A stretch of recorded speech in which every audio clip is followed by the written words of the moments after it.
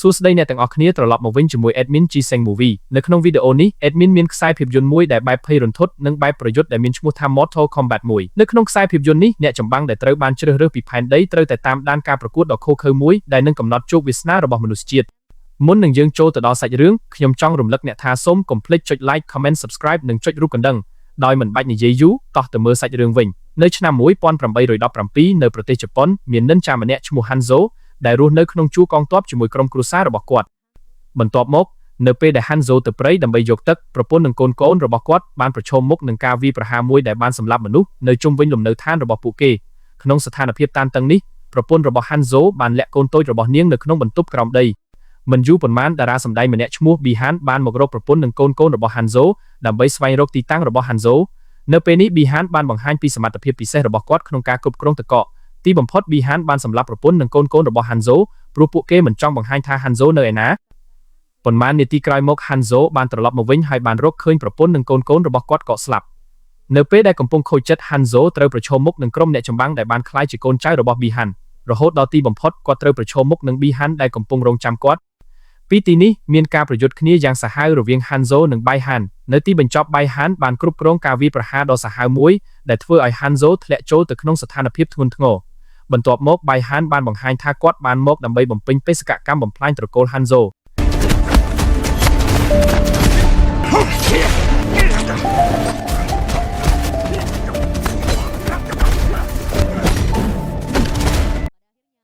ដោយមានអារម្មណ៍ថា Hanzo នឹងស្លាប់ក្នុងពេលឆាប់នេះ Bihan បានចាក់ចេញទៅខណៈពេលដែលជឿថាគាត់ទទួលបានជោគជ័យក្នុងការអនុវត្តបេសកកម្មមួយសន្ទុះក្រោយមក Hanzo ដែលពីមុនបានបាត់បង់ស្មារតីទីបំផុតអាចក្រោកឡើងហើយឡើងទៅចាប់សាកសពគ្រួសាររបស់គាត់បន្ទាប់ពីជីវិតរបស់គាត់បានបាត់បង់ទៅហើយ Hanzo បានបញ្ចេញភ្លើងភ្លាមមុនពេលគាត់បាត់បង់ជីវិតបន្ទាប់ពីហេតុការណ៍នេះកើតឡើងព្រះរន្ទះមួយអង្គឈ្មោះ Raiden បានលេចចេញមកដែលមានអំណាចនៃការប្រើប្រាស់ថាមពលរន្ទះជាចរន្តបន្ទាប់មក Raiden បានយកកូនរបស់ Hanzo ដែលនៅរស់រានមានជីវិតហើយនាំពួកគេទៅកន្លែងមួយរាប់រយឆ្នាំក្រោយមក Bihan នៅរស់រានមានជីវិតហើយបានបដូរឈ្មោះរបស់គាត់ទៅជា Sub-Zero ទោះជាយ៉ាងណាក៏ដោយឥឡូវនេះ Sub-Zero រស់នៅក្នុងធម្មជាតិមួយហៅថា Outworld ក្រោមការបញ្ជារបស់ Shang Tsung អ្នកគ្រប់គ្រងនៃ Outworld Sub-Zero បានទៅកាន់ផែនដីដើម្បីសម្លាប់គោលដៅរបស់គាត់ពេលត្រឡប់មកផែនដីវិញមានអ្នកប្រយុទ្ធ MMA អាជីពម្នាក់មកពីទីក្រុង Chicago ឈ្មោះ Cole គាត់ធ្លាប់ឈ្នះជើងឯកក្នុងថ្នាក់របស់គាត់ប៉ុន្តែឥឡូវនេះគាត់បានរងបរាជ័យជាច្រើនដោយសារតែការសម្ដែងមិនល្អរបស់គាត់បន្ទាប់ពីនោះ Cole បានប្រឈមមុខនឹងគូប្រជែងថ្មីរបស់គាត់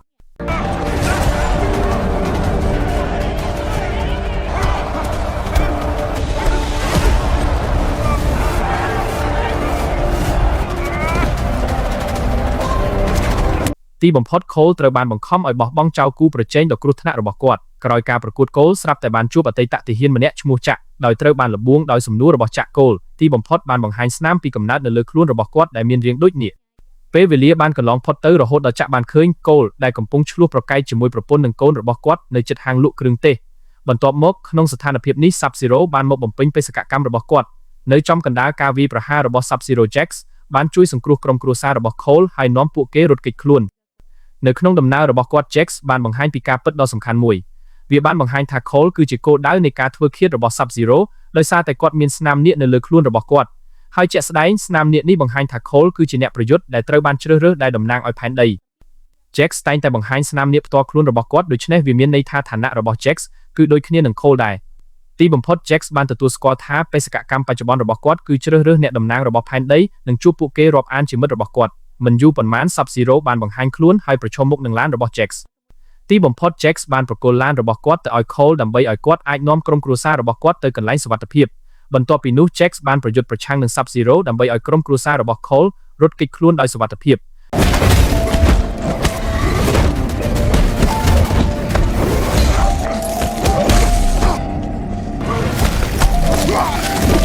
ដោយគ្មានការលំបាកច្រើន Sub-Zero បានកាត់ដៃរបស់ Jax ដោយការវាយប្រហារដោយទឹកកក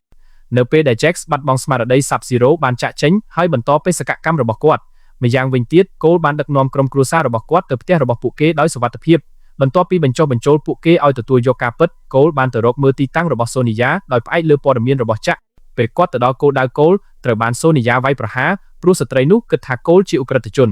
ទីបំផុត Sonya ក៏ឈប់វាយប្រហារភ្លាមនៅពេលដែលនាងដឹងថា Cole នឹងមកតាមសំណើរបស់ Jax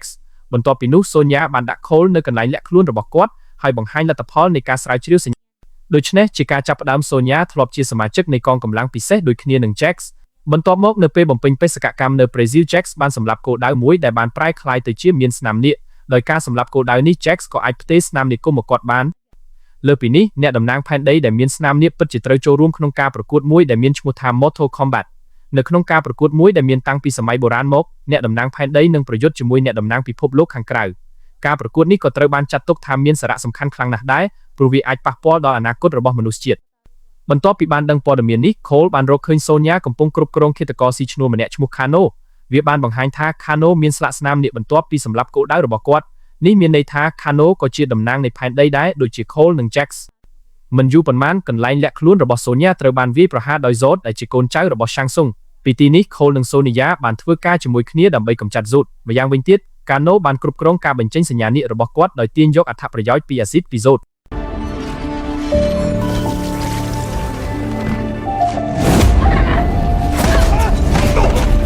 អរគុណចំពោះការដឹកនាំរបស់ Cole Kano អាចយកឈ្នះលើសមត្ថភាពខ្លែងបន្លំរបស់ Zod ដោយដាក់ចង្គៀងសម្លេងនៅលើដងខ្លួនរបស់សត្វនោះនៅចំណុចកំពូលនៃសមរភូមិ Kano បានសម្លាប់ Zod ដោយទាញបេះដូងគូប្រកួត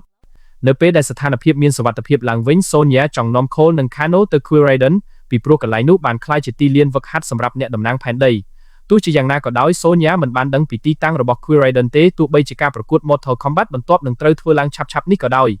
យទីបំផុត Kano បានធានាថាគាត់អាចនាំ Sonya ទៅកាន់ទីតាំងគោលដៅដោយមានលក្ខខណ្ឌថា Sonya នឹងបង់ប្រាក់$3 លាន Sonya ទីបំផុតបានទទួលយកកិច្ចព្រមព្រៀងនេះទោះបីជាការពិតនាងមិនមានលុយច្រើនក៏ដោយប្រើយន្តហោះឯកជនរបស់គាត់ Kano បានចាក់ចេញទៅ Quiraiden ជាមួយ Sonya និង Cole បន្ទាប់ពីនោះពួកគេបានមកដល់ដីខ្សាច់មួយដែលបានក្លាយជា Quiraiden នៅពាក់កណ្ដាលនៃដំណើរអ្នកចម្បាំងម្នាក់ឈ្មោះ Liu Kang បានលេចចេញមកដែលអាចបាញ់បាល់ភ្លើងចេញពីបាតដៃរបស់គាត់វាបានបង្ហាញថា Liu Kang គឺជាកូនប្រុសរបស់ Quiraiden ដែលបានគ្រប់គ្រង Killsang Diwapetia ដោយដឹងពីចេតនារបស់ Cole និងមិត្តភ័ក្តិរបស់គាត់ Liu Kang បាននាំពួកគេទៅកាន់ Quiraiden ពេលទៅដល់គោលដៅ Liu Kang បាននាំពួកគេដើរលេងខណៈពេលកំពុងផ្ដល់ព័ត៌មានសំខាន់ៗវាបានបង្ហាញថា Mortal Kombat គឺជាការប្រកួតប្រយុទ្ធដ៏ឃោរឃៅមួយដែលការភ្នាល់គឺជាជីវិតទោះបីជាមានផែនដីក៏ដោយវាគឺជាសត្រូវរបស់ពិភពខាងក្រៅជាយូរមកហើយបន្ទាប់ពីនោះ Liu Kang បានបង្ហាញថា Jax នៅមានជីវិតហើយកំពុងត្រូវបានព្យាបាលដោយបុគ្គលិកពេទ្យនៃ Quill មិនយូរប៉ុន្មាន Liu Kang បាននាំ Cole និងមិត្តភ័ក្តិរបស់គាត់មកជួបជាមួយ Raiden បន្ទាប់មក Raiden បានប្រដៅ Kano រហូតដល់គាត់ដួលសន្លប់ដើម្បីដាក់ទោសអាកប្បកិរិយាក្រអឺតក្រទមរបស់គាត់លុះដល់ពេលវេលាត្រឹមត្រូវ Raiden ទីបំផុតបានប្រាប់ព័ត៌មានសំខាន់ៗរហូតមកដល់ពេលនេះ Outworld បានឈ្នះ9លើកនៅក្នុងការប្រកួត Mortal Kombat ប្រសិនបើ Outworld ឈ្នះការប្រកួតលើកក្រោយទៀត Outworld នឹងអាចគ្រប់គ្រងផែនដីបានគ្រោះថ្នាក់គឺថា Shang Tsung ក្នុងនាមជាមេដឹកនាំនៃ Outworld នឹងប្រើអំណាចនេះដើម្បីធ្វើឲ្យមនុស្សក្លាយជាទាសករនៅលើផែនដីបន្ទាប់ពី 2-3 នាទី Shang Tsung និងកូនចៅរបស់គាត់បានមកដល់ Quill ដើម្បីផ្សព្វផ្សាយការព្រមានដល់ពួកគេពីទីនេះវាត្រូវបានបង្ហាញថា Shang Tsung បានព្យាយាមសម្លាប់អ្នកចម្បាំងផែនដីដើម្បីឲ្យអ្នកចម្បាំងក្រៅពិភពលោកអាចឈ្នះ Mortal Kombat បានកាន់តែងាយស្រួលវាបង្ហាញថាច្បាប់នៃការប្រកួតមិនហាមឃាត់វិធីសាស្ត្រកខ្វក់ដែលប្រើដោយ Shang Tsung ទេ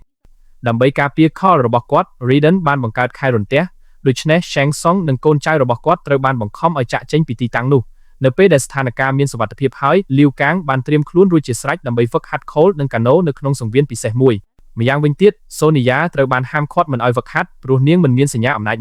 នេះជាមូលហេតុដែល Sonya មិនមែនជាអ្នកចម្បាំងផែនដីម្នាក់បន្ទាប់ពីនោះ Liu Kang បានបង្ហាញពីការពិតសំខាន់ៗទៅកាន់ Cole និង Kano ដូច្នេះក្នុងនាមជាអ្នកប្រយុទ្ធ Mortal Kombat ពួកគេត្រូវតែមានអាកណាដែលជាអំណាចពិសេសមួយដែលបានមកពីសញ្ញានាគតាមរយៈការហ្វឹកហាត់ Cole និង Kano ត្រូវបានគេរំពឹងថានឹងអាចបើកអាកណាផ្ទាល់ខ្លួនរបស់ពួកគេមុនពេលការប្រកួតបន្ទាប់ត្រូវបានធ្វើឡើងទន្ទឹមនឹងនេះដែរ Sonya បានចំណាយពេលអមដំណើរឥឡូវនេះ Jax កំពុងហ្វឹកហាត់ប្រើដៃជីវសាស្ត្ររបស់គាត់ដែលធ្វើពីដែកដើម្បីឲ្យគាត់អាចធ្វើឲ្យដៃនេះក្លាយជាអាវុធថ្មីរបស់គាត់មួយថ្ងៃនៅតែបន្តរហូតដល់ទីបំផុត Cole ចាប់ផ្ដើមព្រួយបារម្ភព្រោះគាត់មិនអាចបើកអាកណាផ្ទាល់ខ្លួនរបស់គាត់បានទេទោះបីជាគាត់ត្រូវបានហ្វឹកហាត់រួចហើយក៏ដោយបន្ទាប់មក Liu Kang បានពន្យល់ថាអាកណានេះតាក់ទងនឹងគោលបំណងនៃជីវិតឬការឈឺចាប់ Liu Kang ក៏បានទទួលស្គាល់ផងដែរថាគាត់បានគ្រប់គ្រងដើម្បីបើកអាកណារបស់គាត់បន្ទាប់ពីបានសម្លាប់មនុស្សអាក្រក់ម្នាក់នៃមណ្ឌលកុមារកំព្រាពីទូដែលមានសញ្ញាអំណាចបន្ទាប់មកស្ថានភាពបានប្រែជាក្តៅនៅពេលដែល Kano បានឆ្លោះជាមួយ Liu Kang និងមិត្តភ័ក្តិរបស់គាត់ដែលនៅជាមួយអ្នកចម្បាំងកុងឡាវនៅកណ្ដាលអារម្មណ៍ដ៏ខ្លាំងរបស់គាត់ Kano ស្រាប់តែបាញ់កាំរស្មីឡាស៊ែចេញពីភ្នែកស្ដាំរបស់គាត់ទីបំផុត Kano បានដឹងថាអំណាចពិសេសនោះគឺជាអាកណារបស់គាត់បន្ទាប់មក Cole ត្រូវបាន Raiden ហៅទៅជួបពេលគាត់កំពុងហ្វឹកហាត់ពេញមួយពេលនោះ Raiden បានប្រាប់គាត់អំពីស្ថានភាពរបស់ Hanzo ដូច្នេះបន្ទាប់ពីត្រូវបានសម្លាប់ដោយ Sub-Zero Hanzo បានធ្លាក់ចូលទៅក្នុងឋាននរកដែលមានឈ្មោះថា Nestorium ហើយបន្តស្វែងរកមធ្យោបាយដើម្បីសងសឹកម្យ៉ាងវិញទៀត Raiden បានលាក់កូនប្រុសរបស់ Hanzo ដែលនៅជាទារកនៅកន្លែងសុវត្ថិភាពទីបំផុត Raiden បានសារភាពថា Cole មានសញ្ញាអំណាចតាំងពីកំណើតមកម្លេះពីព្រោះគាត់និងដូនតារបស់គាត់ជាកូនចៅរបស់ Hanzo ដោយពិចារណាថា Hanzo គឺជានិន្ចាដ៏អស្ចារ្យបំផុតម្នាក់ Raiden មានការខកចិត្តយ៉ាងខ្លាំងដែលឃើញ Cole មិនអាចបើកអាកាណារបស់គាត់ដោយមានអារម្មណ៍ថា Cole មិនស័ក្តិសមធ្វើជាអ្នកចម្បាំងផែនដី Raiden ទីបំផុតបាននិរទេស Cole ចេញពីប្រាសាទទន្ទឹមនឹងនេះសាងជុងកំពុងពិភាក្សាជាមួយអ្នកចម្បាំងពិភពលោកខាងក្រៅដែលជាកូនចៅរបស់គាត់នៅទីនេះពួកគេបានបង្កើតយុទ្ធសាស្ត្រមួយដើម្បីបំផ្លាញប្រាសាទរបស់ Raiden ដើម្បីឲ្យពួកគេអាចចូលទៅក្នុងកន្លែងនោះហើយសម្លាប់អ្នកចម្បាំងផែនដីទីបំផុតសាងជុងបានយល់ព្រមនឹងយុទ្ធសាស្ត្ររបស់កូនចៅរបស់គាត់ឈ្មោះ Cable មិនយូរប៉ុន្មាន Cable បានជួប Kano ដែលបានក្លាយជាមិត្តរបស់គាត់ដោយមានការពេញចិត្តយ៉ាងខ្លាំងចំពោះការទូទាត់ដ៏ថ្លៃដែល Cable ផ្ដល់ជូន Kano ទីបំផុតគាត់ក៏យល់ព្រមក្បត់ដោយគ្មាននរណាម្នាក់ដឹង Kano បានគ្រប់គ្រងបំផ្លាញផ្នែកកណ្ដាលនៃប្រាសាទដោយប្រើកាំរស្មីឡាស៊ែរពីភ្នែករបស់គាត់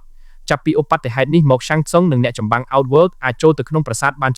បន្ទាប់ពីនោះមានការប្រយុទ្ធគ្នារវាងអ្នកចម្បាំងផែនដីនិងអ្នកចម្បាំង Outworld បានចាប់ផ្ដើមនៅទីនេះ Liu Kang ទល់នឹង Cable, Jax ទល់នឹង Reiko, Sonya ទល់នឹង Kano និង Kung Lao ទល់នឹងអ្នកចម្បាំងស្លាប់ប្រជៀវដោយមានជំនាញទាំងអស់របស់គាត់ Kung Lao ទីបំផុតបានសម្លាប់អ្នកចម្បាំងស្លាប់ដោយការវាយប្រហារដ៏ពេលដែលភាពវឹកវរនៅតែបន្ត Jax បានព្យាយាមជួយ Sonya ដែលជាប់នៅក្រោមថ្មធំមួយដោយសារការវាយប្រហាររបស់ Kano នៅកណ្ដាលការតស៊ូរបស់គាត់ Jax បានគ្រប់គ្រងបើកអាកាណារបស់គាត់ដូច្នេះដៃជីវសាស្ត្រទាំងពីររបស់គាត់បានប្រែក្លាយទៅជារឹងមាំជាងមុនដោយដៃទាំងនេះ Jax ទីបំផុតបានជួយសង្គ្រោះ Sonya ក្នុងពេលជាមួយគ្នានេះ Cole បានប្រើច្រកទ្វារ Raiden ដើម្បីត្រឡប់ទៅផ្ទះវិញបន្ទាប់មកនៅពេលដែលគាត់ទៅដល់ទីតាំងនោះ Cole ត្រូវប្រយុទ្ធដើម្បីការពារក្រុមគ្រួសាររបស់គាត់ពីការវាយប្រហាររបស់ Zoro វាបានបង្ហាញថាសត្វចម្លែកនោះគឺជាអ្នកចម្បាំង Outworld ដែលត្រូវបាន Shang Tsung បញ្ជូនមកសម្រាប់ Cole ដោយមានការភ្ញាក់ផ្អើលចំពោះស្ថានភាពស្លាប់រស់នេះ Cole ទីបំផុតបានគ្រប់គ្រងបើកអាកាណារបស់គាត់ដើម្បីឲ្យគាត់អាចមានគ្រឿងសឹកដែលមានភាពធន់ខ្លាំង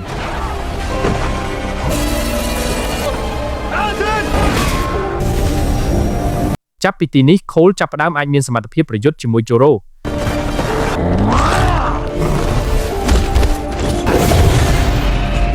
ដោយប្រើអាវុធ Tofa មួយគូជាអាកាណារបស់គាត់ Cole ទីបំផុតបានសម្លាប់ Goro ដោយការវាយប្រហារដ៏ឃោរឃៅមួយ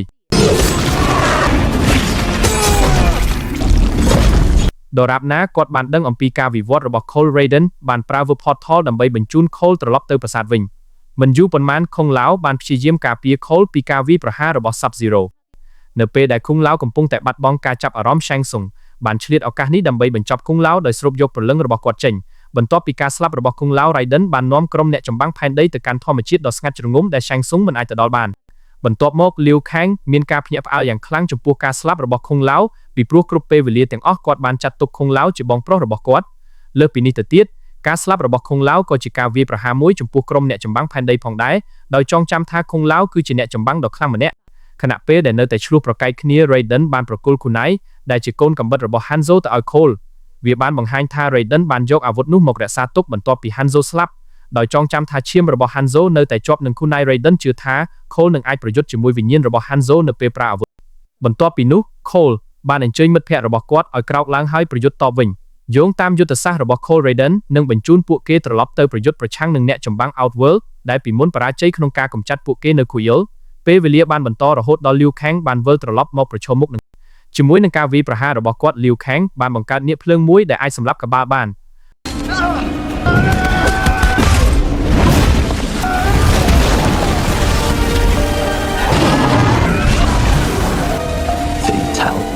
ម្យ៉ាងវិញទៀត Jax ក៏អាចបញ្ចប់ Rico ដោយការវាយប្រហារដោយដៃទទេដ៏សាហាវផងដែរទន្ទឹមនឹងនេះដែរ Sonya បានគ្រប់គ្រងដើម្បីធ្វើឲ្យភ្នែកស្ដាំរបស់ Kano ដែលត្រូវបានគេប្រើដើម្បីបាញ់កាំរស្មី Laser រងរបួសយ៉ាងនៅចំណុចកំពូលនៃសមរភូមិ Sonya បានគ្រប់គ្រងដើម្បីសម្លាប់ Kano ដោយចាក់ទម្លុះតំបន់ភ្នែករបស់គាត់ការស្លាប់របស់ Kano បន្ទាប់មកបានធ្វើឲ្យស្នាមនាគរបស់គាត់បានផ្លាស់ទីទៅរាងកាយរបស់ Sonya មានន័យថាឥឡូវនេះ Sonya គឺជាអ្នកចម្បាំងផែនដីម្នាក់ផងដែរងាកទៅរក Cole គាត់កំពុងតស៊ូដើម្បីប្រឈមមុខ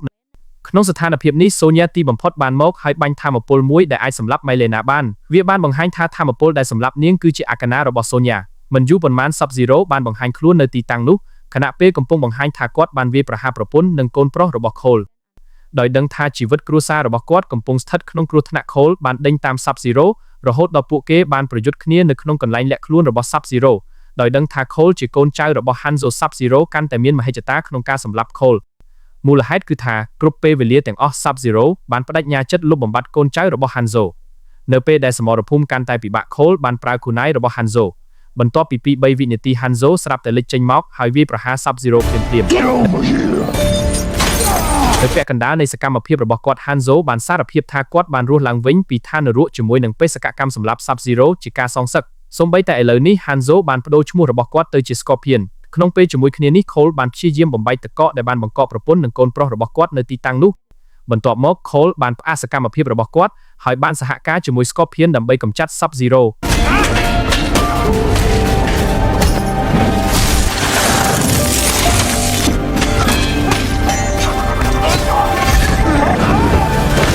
ក្នុងស្ថានភាពនេះ Scorpion បានប្រើបច្ចេកទេសភ្លើងថ្មីរបស់គាត់ដើម្បីបំបែកទឹកកកដែលបានធ្វើឲ្យរាងកាយរបស់គាត់កក